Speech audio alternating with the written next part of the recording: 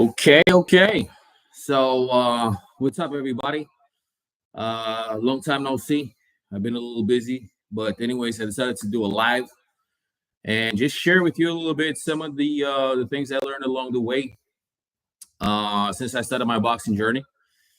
Just to give you some context, I was born and raised in Romania, and fighting sports they big over there.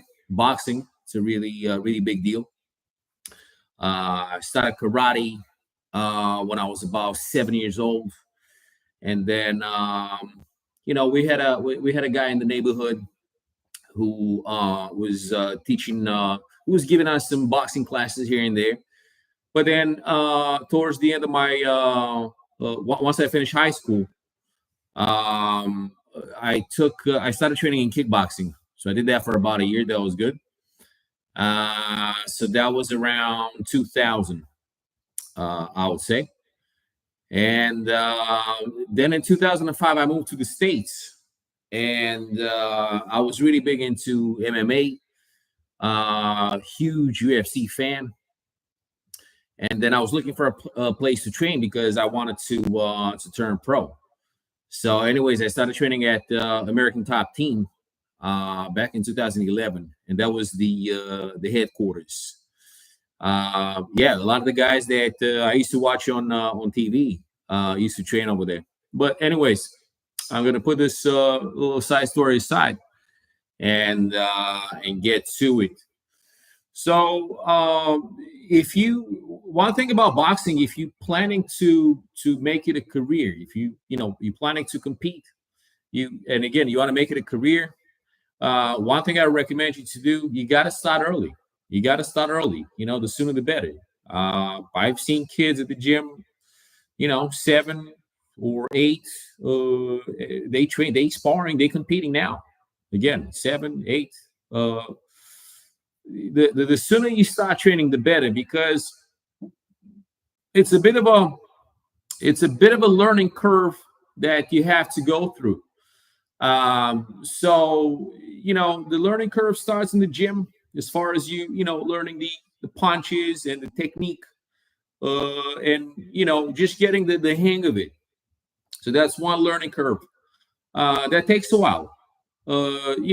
Some people, not everybody learns the same, right? You have fast learners, right? They get the hang of it pretty quick.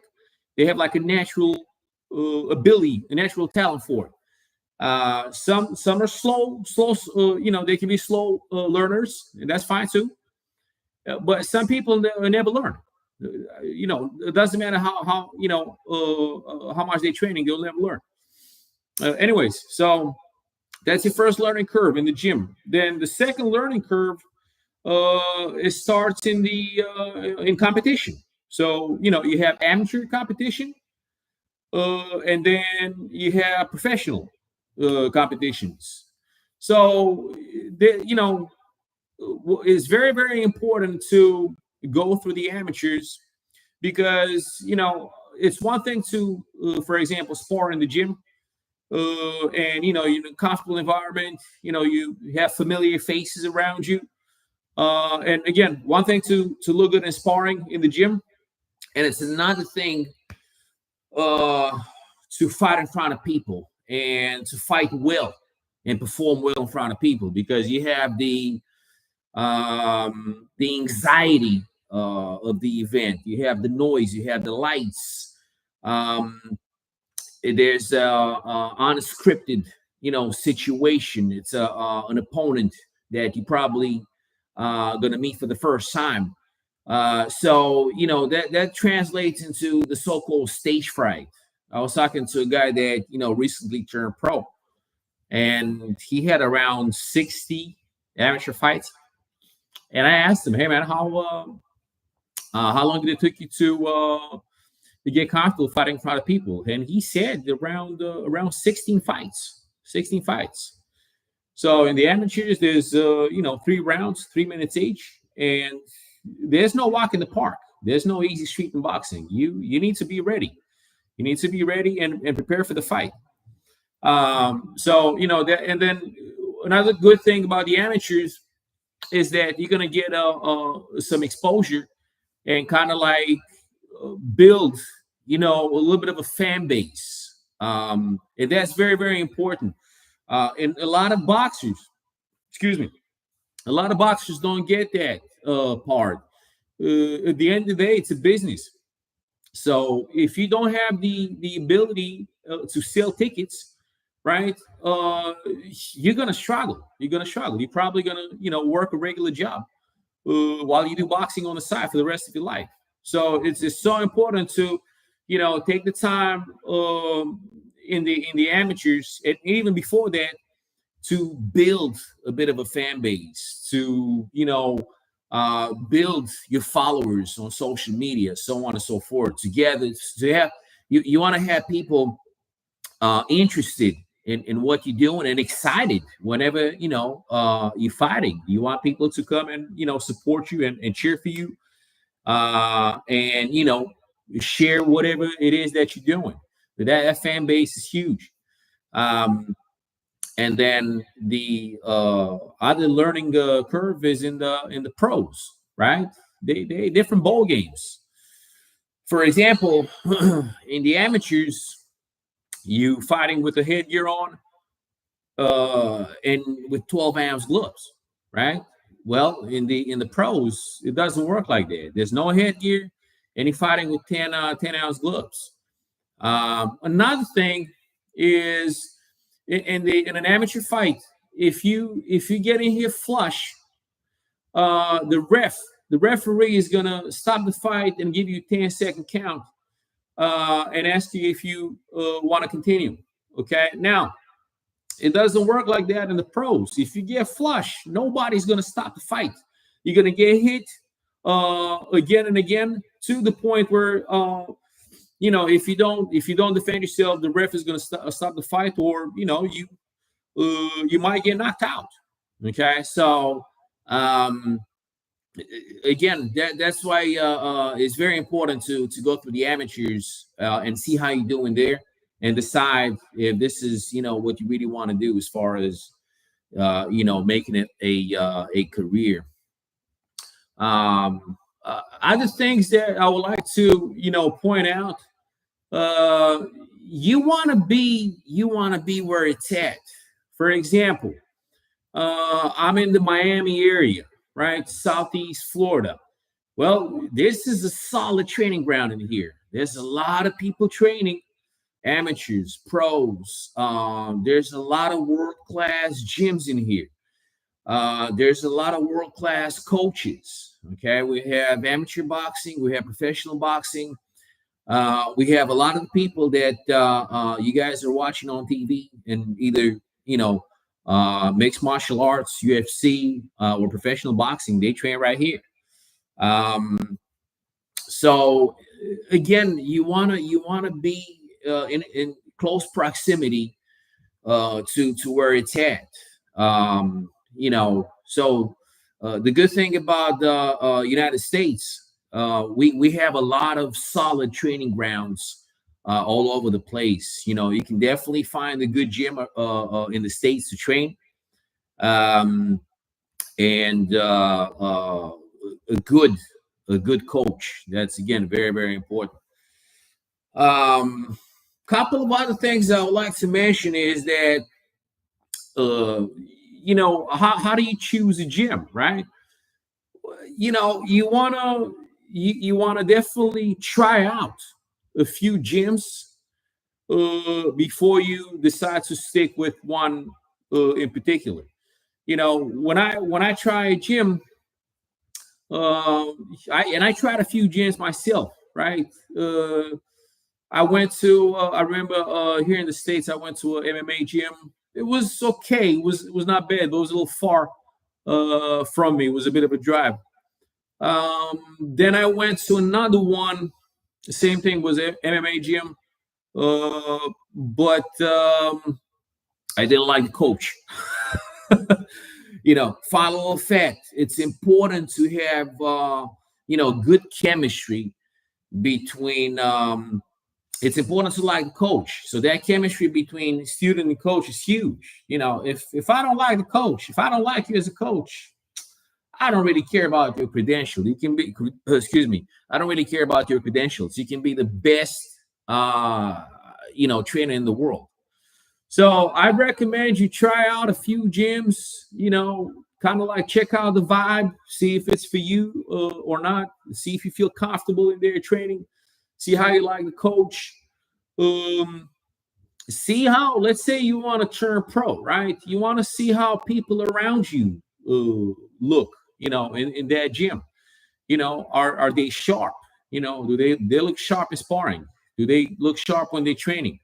Um, do do they have a active fighting schedule, right? Do they go to events? Do they go to competitions? And you want to see how they look in those competitions. In general, you want to see the kind of like the gym's record in a way in competitions. You want to check the coaches, credentials, and also the resumes of all the amateur and pro fighters, training over there.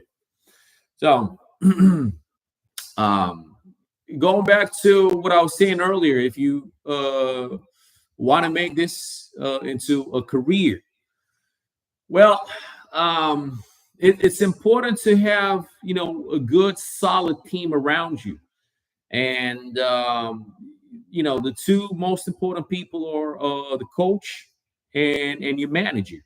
Okay, you want to be exposed to it, gradually, and then basically what happens, they will build you up. Um, and then a good team, this is what is so important, to have a good team around you. A good team will always have your best interest at heart, right? So have that in the back of your mind as you starting to train and develop training into a career. Couple of things to be aware in the gym. This is a couple of things that I kind of like learned the hard way. Um, well, don't spar outside of your class, man.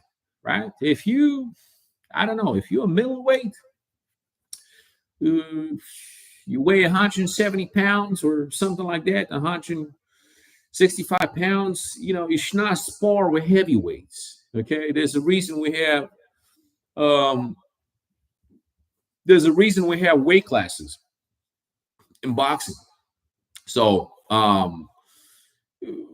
the other thing is, let's say another thing that I recommend is don't rush into sparring until you have a basic level of technique, and conditioning. Okay, what I like to do with my students is have them do an exercise that's called tag boxing. So you can use gloves, for example, but you can use fists. So let's say somebody's throwing a jab at me, and I'm going to slip it and counter with a straight right hand. I'm not gonna punch him with my fist. I'm gonna tag him with my palm, and this way,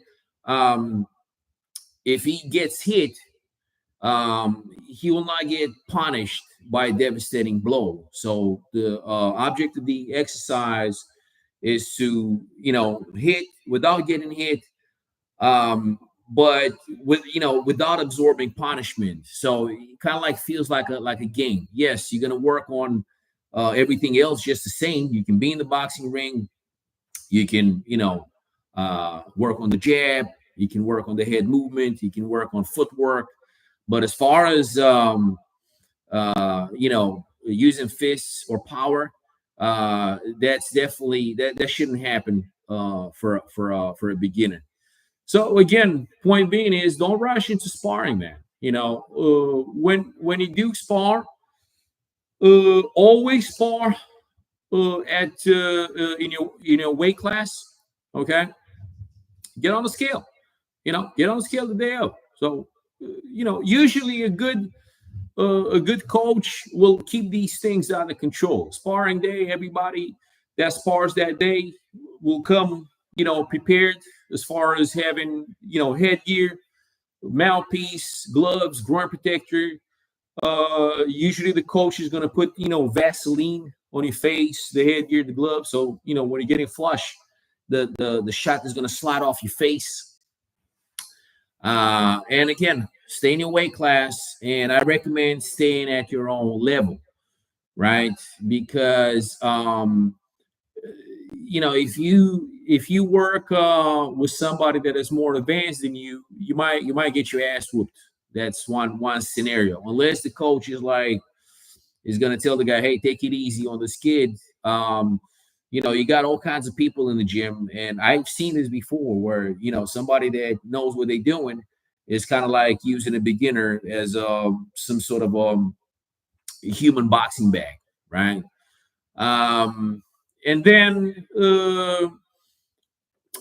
the other thing to be aware of in sparring, you want to be aware of hard sparring, right? uh Listen, boxing is a dangerous sport, man, and getting hit in the head is not good for you. You're getting hit in the head long enough, eventually you're gonna get brain damage, right? So you're gonna get concussed, right? Again, a concussion, that's brain damage. And the thing with brain damage is, once that damage is done, it cannot be undone. So again, you want to be aware of hard sparring.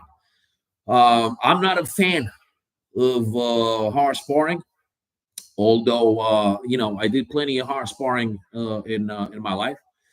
Uh, I didn't know any better, so I don't know. I guess you always try to prove yourself in the gym.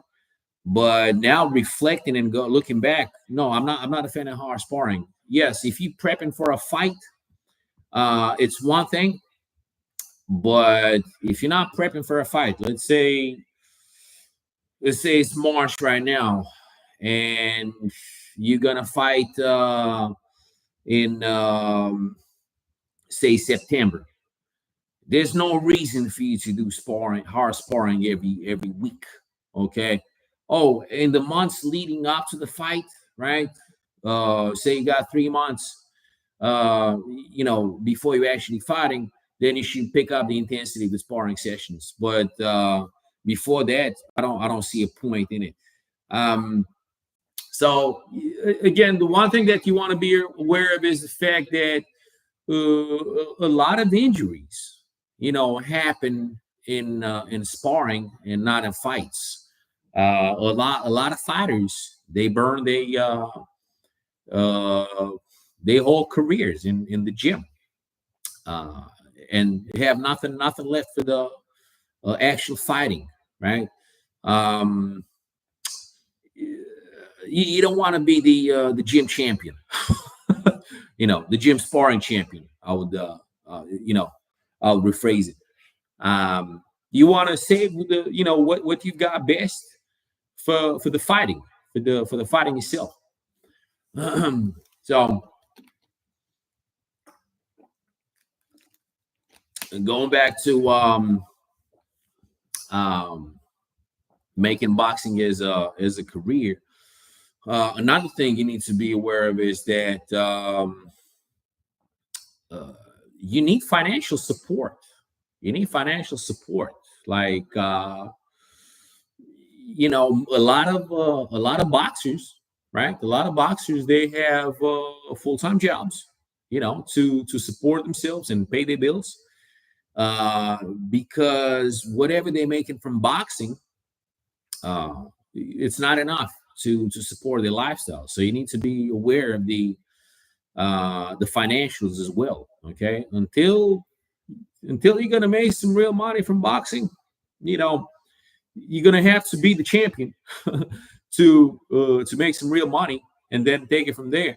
But until then, probably what you're making from boxing is not going to be enough to support your lifestyle.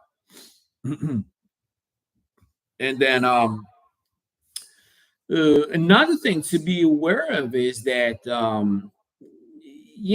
especially like uh, professional boxing, it's a bit of a dirty business, man. A lot of the fighters, they own juice, right? They own steroids, and yeah, one day you might come across a guy like that.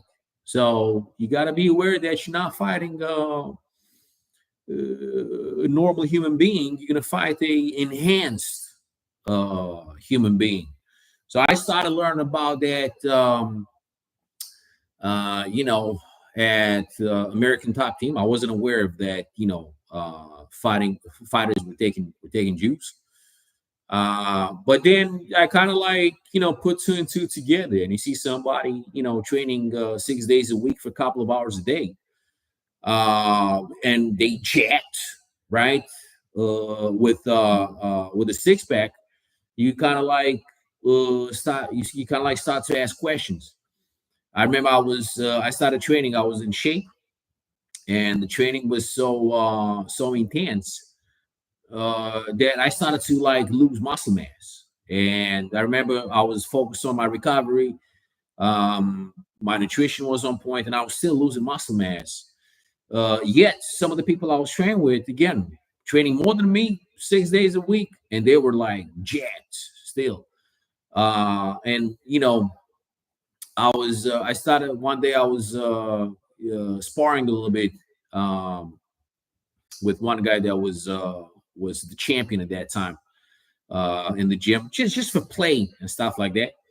And I remember he touched me with the jab, and it felt like I got hit with like a sledgehammer. It just had the shot had a different feel to it, and I was like, wow, man, that's the jab.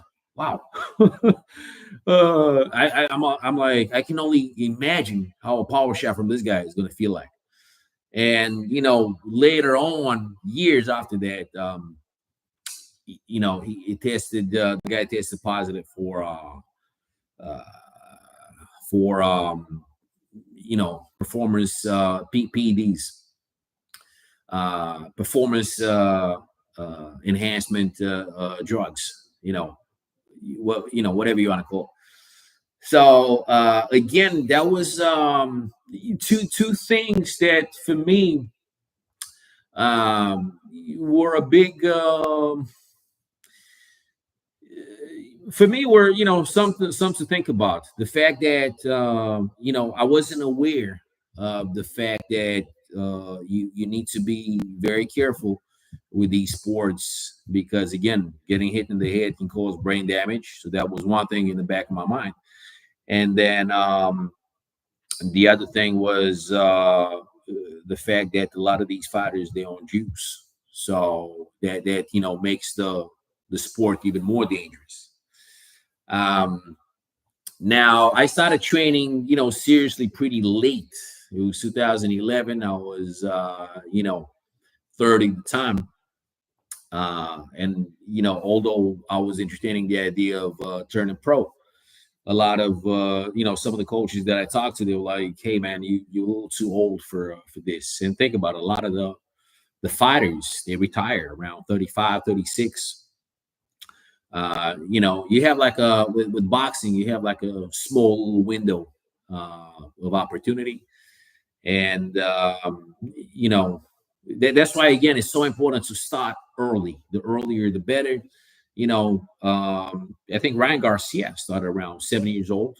So Tank Davis, same, started early. Andre Ward started at 10 years old. So usually these guys turn pro when they're around 18, 19. Then they peak around 24, 25. And they have like a good streak where they actively working and making the best out of their careers. But usually around 35, give or take, these guys retired. So yeah, you have some outliers like Bernard Hopkins that fought all the way. I think he was like 50, 51 when he had his last fight. Um, Roy Jones, same thing. But one thing I noticed, you know, you need to be.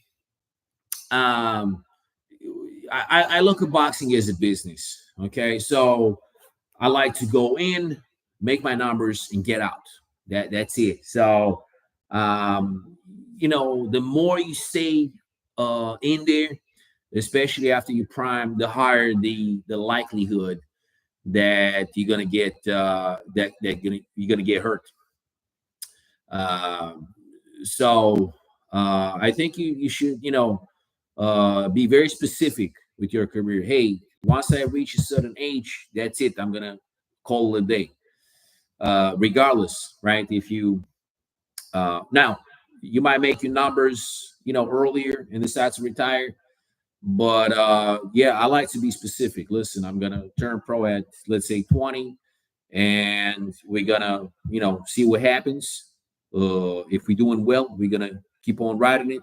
But say 34, 35 hits, we want to retire. It's important to walk away healthy and wealthy, ideal. And then another thing that I want to go over, that a lot of the I noticed a lot of the coaches, make this more complicated than it needs to be. um Boxing, the foundation of the sport, is hitting without getting hit. Okay, that's number one. So your time and energy should be focused on developing your defensive skills, right? You want to study, excuse me, you want to study the guys that don't hit. Uh, you want to study the guys that don't get hit too much, right? Like Floyd Mayweather. I know a lot of people don't like him, but if you look at his career, he doesn't get hit too much. Um, and again, I always recommend, for people just starting out, dude, you need to study the people that, don't get hit too much, right? And make um, building your defensive skills a priority, okay? Because not getting hit is going to make sure that you actually going to have longevity, in your career as a boxer. And another thing that is very important is conditioning, right? The two have to go hand in hand. You need to be in very good shape. You need to be conditioned for boxing because once you get tired in there, um, you know, your skill set doesn't really matter anymore. I think Ali had a saying. He's like, "Man, the boxing ring is the wrong place to get tired." And that's always been one of my biggest fears, like getting tired in the ring. Um, Again, that's why you want to make conditioning priority as well. You want to be in top shape. A lot of these guys, they stay in shape year round, right? Now against the good guy, um, against the good guy, you will get tired. Okay, against the best in the world, you're gonna get tired. Um, but you need to make that mental decision that you will fight tired, that you're gonna find a way to get the job done tired. Okay, things are not gonna go your way in there. But again, you got to make that decision in your mind ahead of time. That listen, I'm gonna fight. I'm gonna fight tired. I remember the gym I was at. This kid was preparing for his first pro fight. The fight itself was 4 rounds of 3 minutes, but in the weeks leading to the fight, they had the kids spar like 8 rounds. and every round was a fresh opponent. So for him, he was like a shark tank, right? He had to fight hard every single round because it's very you put it in work round after round, you're gonna start to get tired, but then the guy in front of you is fresh and coming at you hard. But that's where that's how they build the fighting spirit in you. Like, doesn't matter who's in front of me, doesn't matter how tired I am, I'm gonna get the job done, right? And this is the reason, it's called a fight, right? It's not called a game. It's not called a match. None of that. It's called a fight because at one point, old boxing will fly off the window, and you're gonna have to. It's gonna become a dog fight. You're gonna have to fight really really hard. That's why I have saying, I can teach a fighter how to box, but I can't teach a boxer how to fight. Right? You got to have it in you, in your DNA. Boxing. I don't know. It's as far as doing boxing as the way I look at it. As far as doing boxing as a profession, this is something that you do when you have nothing going on for you, right? Uh, I ask some of these kids that come to the gym, hey man, um, you ever got into a fight growing up? No. You ever got punched in the face? No. I see that the kids, come from a good family, live in a good neighborhood. I don't think you should become a professional boxer, to be honest with you. Not to say that if you come from good circumstances, you can do well. But it's usually the kids that come from these uh, from the hood, from these bad neighborhoods that got nothing, much going for them, and all they have is boxing, so they put everything they have into it, and a lot of them, make it. I remember we had um, we had an amateur fight at the gym, and two kids really stood out. Both of them good kids. Both of them hardworking. Serious, consistent, skilled. One particular kid though, he comes from a good family. Resources. He trains with a world class coach. The father brought him to the gym with in the car, gave him a ride, picked him up. Eventually, bought the kid a car for his birthday, and the day of the fight, he didn't do well. Who knows? Could have been, stage fright. Maybe he was a little rusty as far as, fighting in front of the people. He just couldn't get off and stuff like that. So that's one kid. The other kid that I want to talk about, this this kid, comes from a normal family. He can, I could tell they don't have a lot of resources. Um, the kid doesn't have a car. Okay, he came to the gym in a like fucked up bicycle and stuff like that. He didn't have a coach, right? He had the cheapest membership because that's the only thing he could afford, right? Matter of fact, the kid worked a job, like a full-time job, to support himself and his family, probably chip in around the house. Again, he didn't have a coach, but we liked the kid and we gave him pointers. Whenever he was sparring there, I was always in his corner. Get again, helping the kid out, giving the kid some pointers and stuff like that. And the day of the fight, he got the job done, man. The day of the fight, he got the job done. He shined, right? I mean, he fought like a lion, man. And I was so proud of him. But I learned something that day, that these are the kids, man, that become world champions, right? It's like just because you have everything handed to you on a plate, doesn't mean that you're gonna succeed in life or in your career.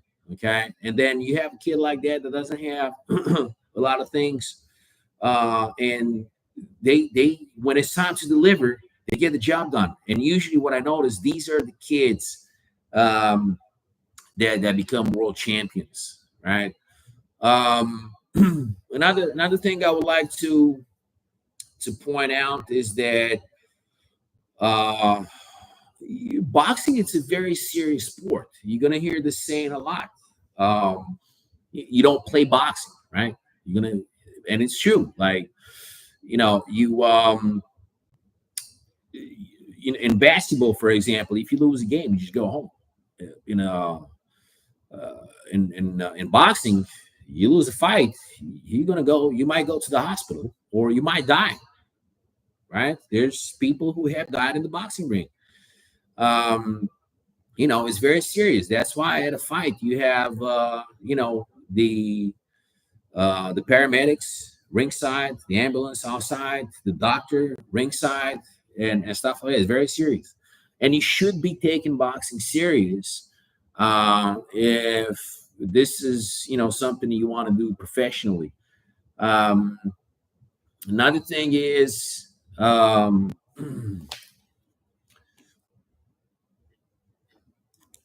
you need to be disciplined. You have to walk a straight line.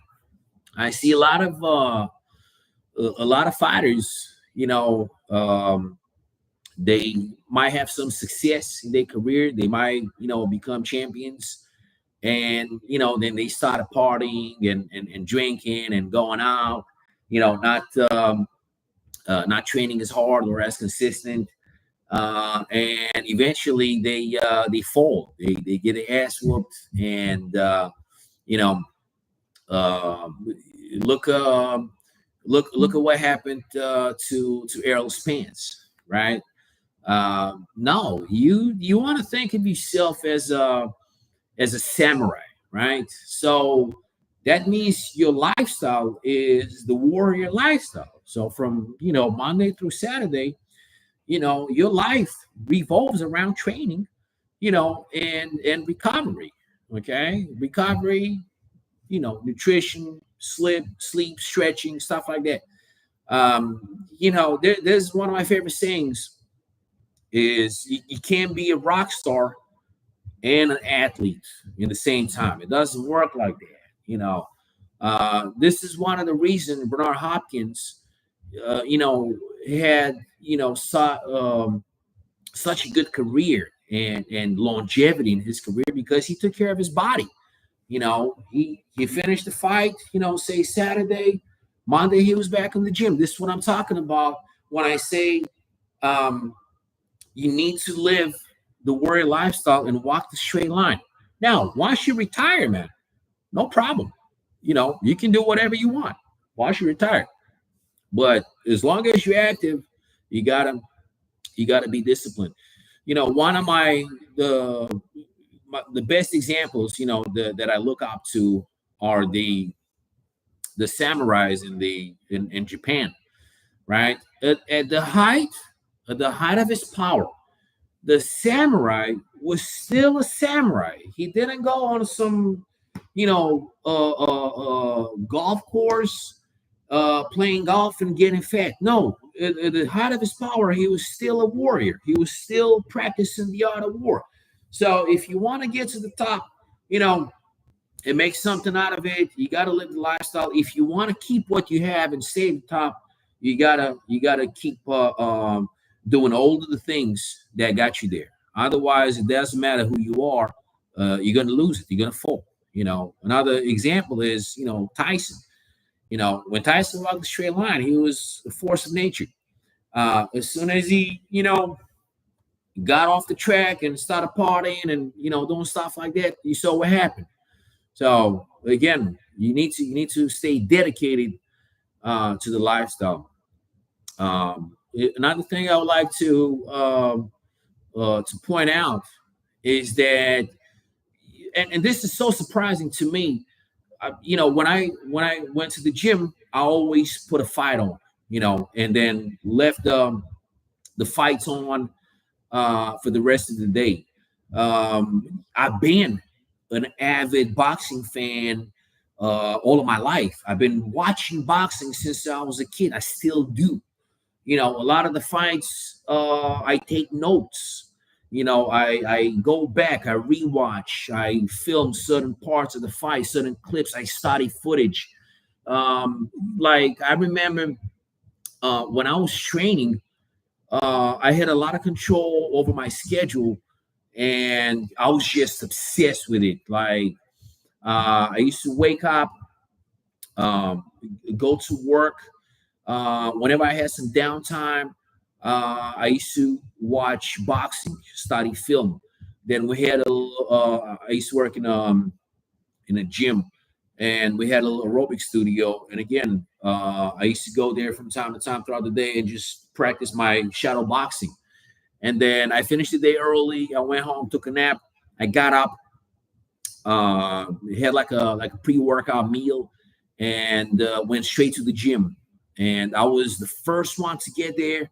I was the last one to leave. Sometimes I was taking like back-to-back classes, and I was always asking questions. I was always training with the best in the gym. I was like absorbing all of this knowledge. My own coach was a pro boxer at the time. Then, going back, I was watching more film.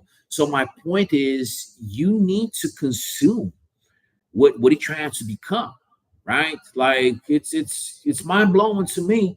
Monday comes, the kids come to the gym, and I'm like, hey man, did you watch any boxing over the weekend? No.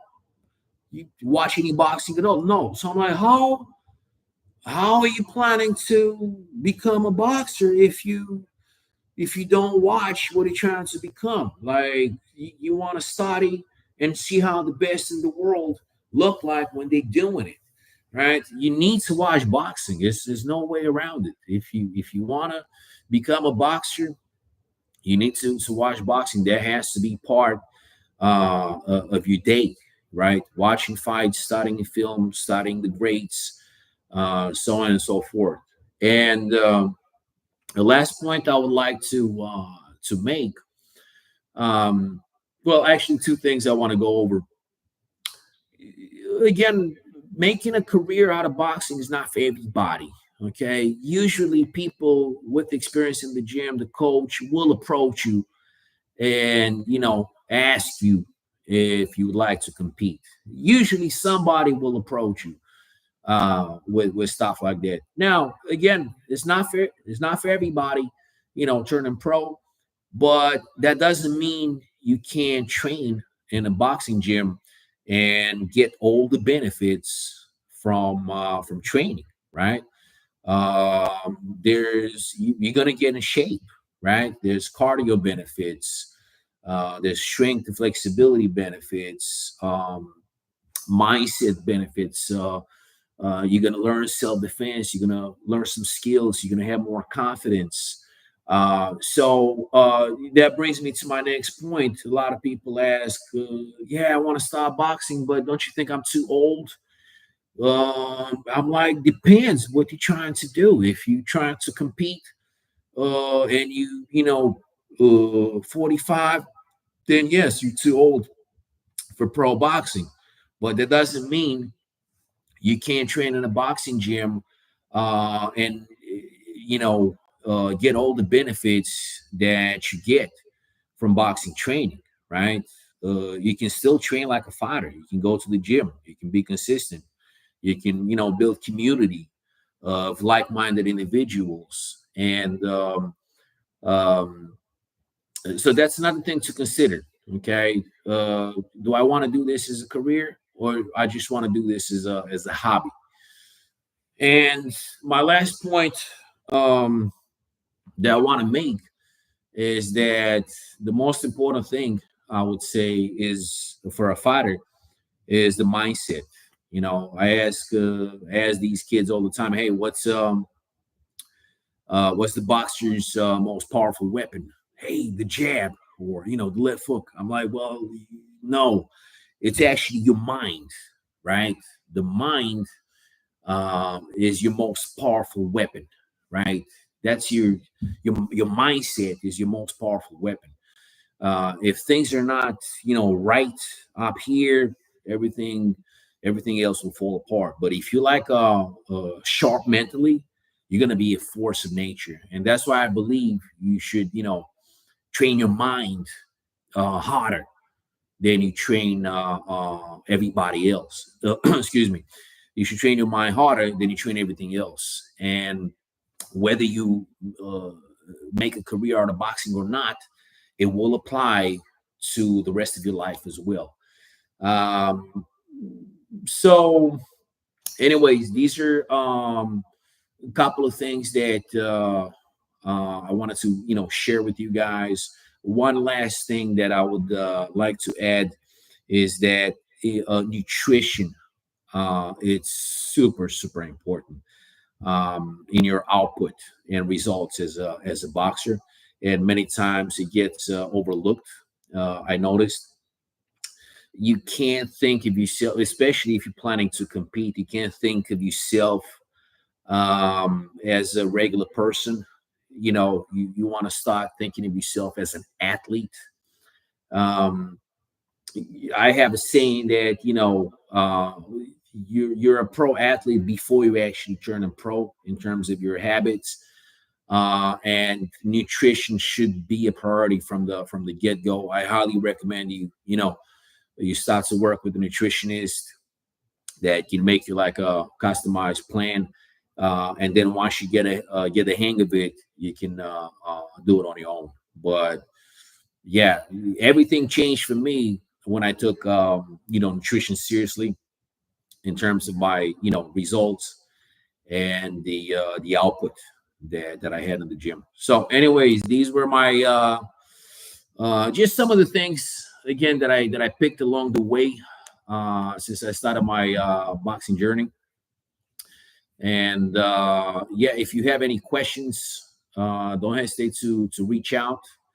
And until next time, you know what to do. Get out there, attack the day, and throw some punches.